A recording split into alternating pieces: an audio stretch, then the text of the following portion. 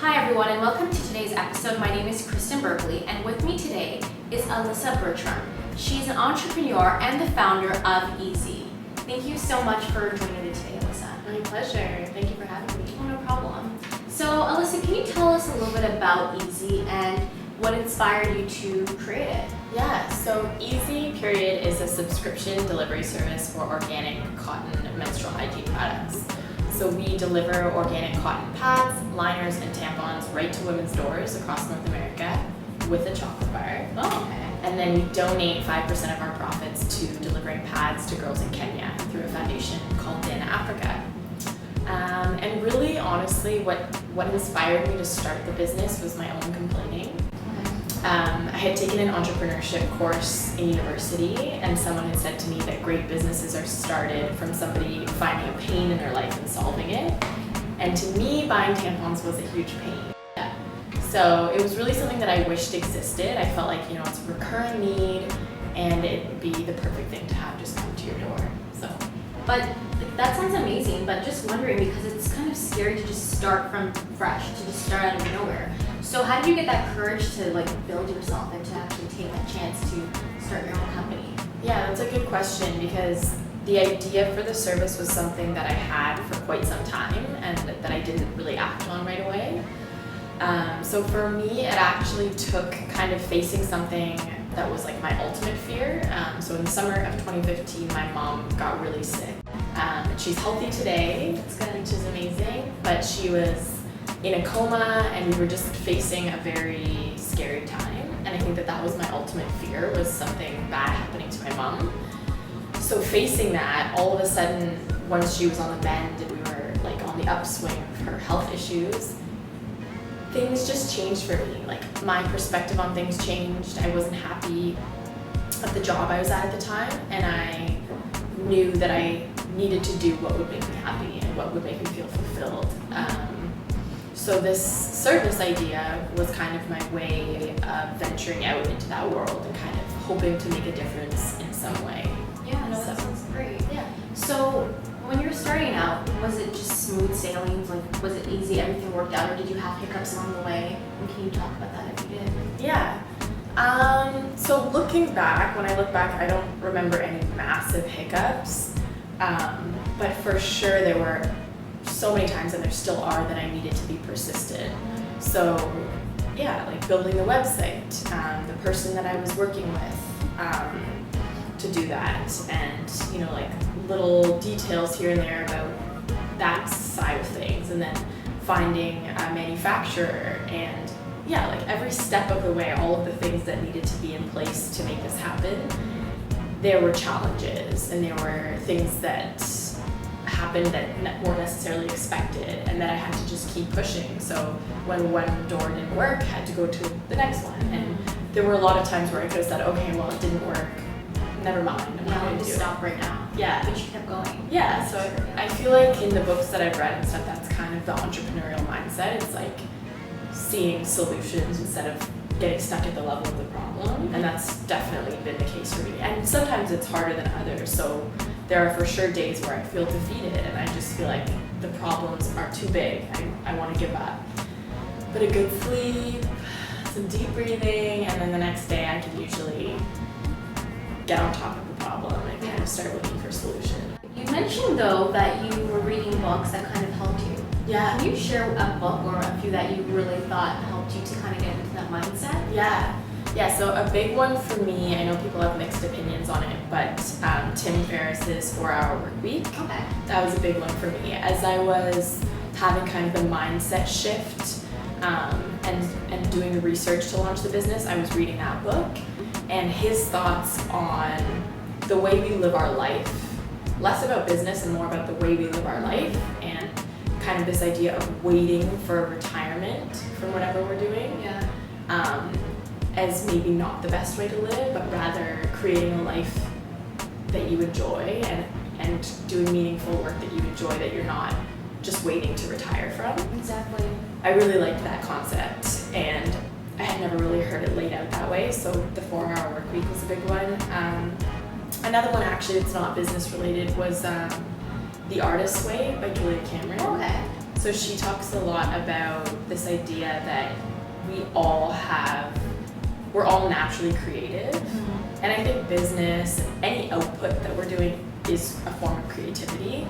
But a lot of times we get blocked by things people have said to us or experiences that we've been through that make us think that whatever it is we have to offer isn't as valuable. And this book helps you.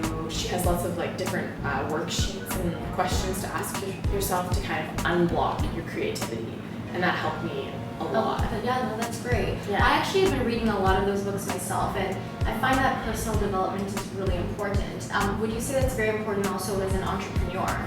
Oh my gosh, 100%. The business is so closely tied to how I'm doing as an individual.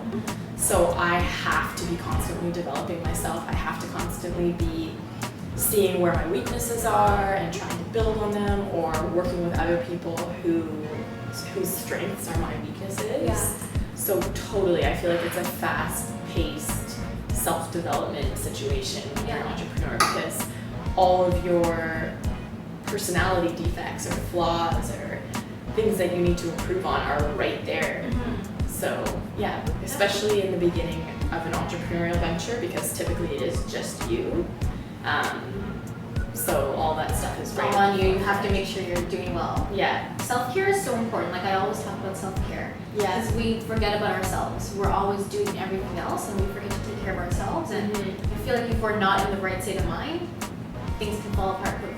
For sure. And you can't give anything that you don't already have. Exactly. So like if the well is not full, you can't give, kind of thing. So yeah, and it can be hard to remember, but I think it's super important, and you feel the difference when you're coming at it from a place of feeling centered and like you have something to offer. I think that resonates with people more than when you're depleted and just Yeah, exactly. So I wanted to find out from you, because I know you've been doing Easy for a year now, and congratulations on that. Almost, That's yeah. amazing. So what is the response from people when you launched to even where you are right now? Like what have you found people have been saying? Yeah, I've been really fortunate that the response has been overwhelmingly positive. I think the important thing is oftentimes with a business venture, the timing. Okay. And I think we had really great timing. I think it's a point right now where people are ready for innovation in this area. There's been a long time where there's been no innovation in the menstrual hygiene space. That's true. So, and I think there's just a level of transparency that people are ready for right now. So people are ready to have a conversation about periods and that it's a thing. And we're not afraid anymore. There's like, I feel like we're more open. Yeah. Because before it was like, don't talk about your period. We didn't even refer to it as period. We Yeah. use a different name. Yeah. Now it's just like, there's not as much shame, I feel like, attached to it like we used to have. Yeah, I think, I think that that's kind of a trickle down of feminism and kind of realizing that these issues, women's issues, are real issues, and that, lack of menstrual hygiene or shame around menstruation has really negative, really adverse effects for women all over the world.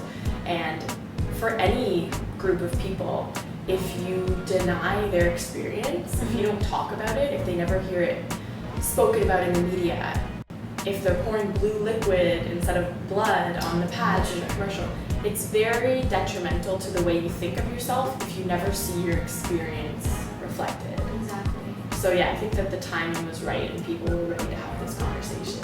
Yeah, and you know what? I feel like although we've come a long way, there is a long way to go still, because I know for sure, maybe in North America it's a little bit easier to talk about, but I'm sure in other countries it's hard. Definitely. And I know some women don't even have access to tampons or pads, and you're trying to make a difference. So you partnered with the Xana Foundation. Can you talk a little bit about that and how you got involved with them? Yeah. So part of the research that I did to launch the company was learning some things that I wasn't aware of at all. So first of all, I originally had planned to source the products that I had used since I had gotten my period. So a big name brand that sold at the drugstore. And when I started doing some homework about carrying this product, I started to learn some scary information and a lack of transparency about the ingredients of these products that really scared me, and I had never heard any of this information. Can you share what kind of ingredients? Just Yeah. out of curiosity, so Yeah, so we know. think bleach, Oh my god. synthetic fibers that can shed in the vaginal walls, and cotton that's been sprayed with pesticides. So things that you really don't want inside.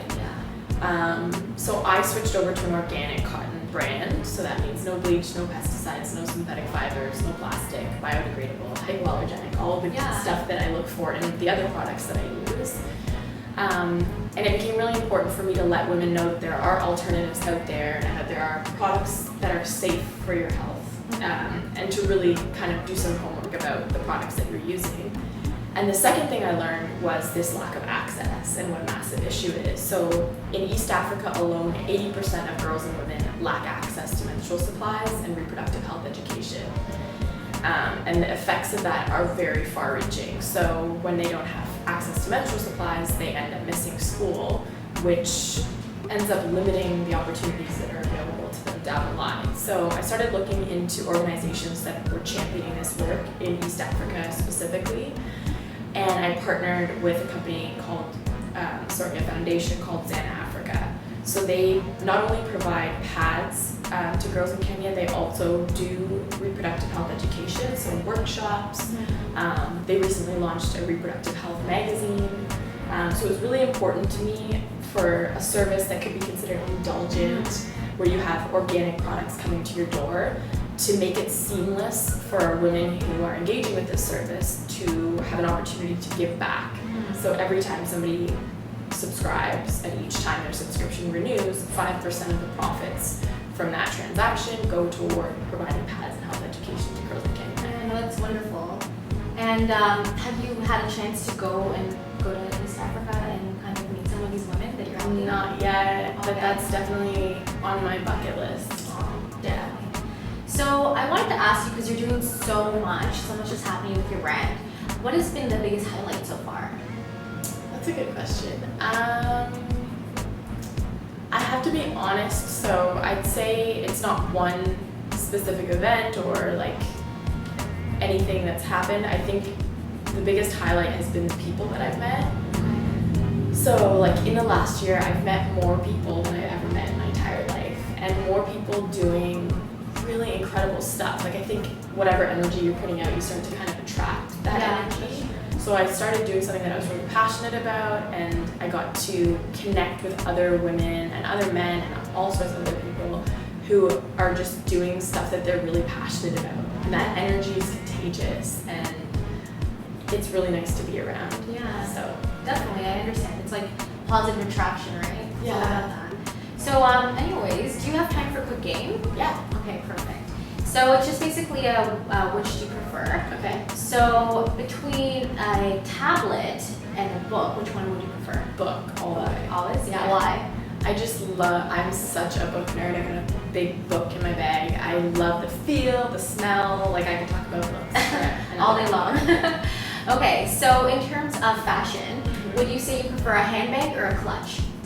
I prefer a small bag. I don't want to have to carry a clutch. Like I like to just hang it off my shoulder, but something really tiny. Okay. And now this kind of relates more to your industry. So tampons or pads? So for a long time I was a tampon girl. More recently I've switched to pads at night. Okay. So I'm a both person. Both? Okay. So anyways, you're doing so much right now. I wanted to just find out, is there anything else coming up that people should know about? Yeah, so two exciting things. So on May 28th, I'm not sure when this interview is coming out, but See what we can do together. yeah. On May 28th, it's Global Menstrual Hygiene Day. So I'm hosting an event at Lululemon on Queen Street in Toronto, at 318 Queen Street West, where we'll be showing the trailer for an exciting new documentary coming out called Breaking the Taboo. Okay. And we'll have kombucha and food and lots of red balloons, and we'll just have a chance to kind of talk about and address the issues around menstruation and kind of educate people. And it's also a chance to raise money, so we're doing like a suggested donation of $10, and you can bring products to donate to Sister in Toronto. And our 1-year event is coming up. So we're having a big party on June 10th. $5 from every ticket will go to a foundation called Reclaim Your Voice. So they provide spaces for victims of abuse to share their stories. And that's a big party with a DJ and food and art show, so that'll be really fun. That sounds exciting. Yeah, so all the information about both of those is on our website. Perfect. So people can check that out.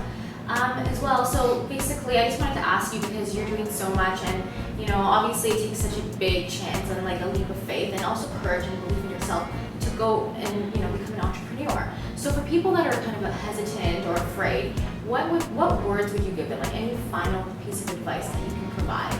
Kind of just encourage people to believe in themselves and to kind of follow their passion. Yeah. Not to be cliche, but I think I'd pull on the Steve Jobs, like you're already naked kind of thing.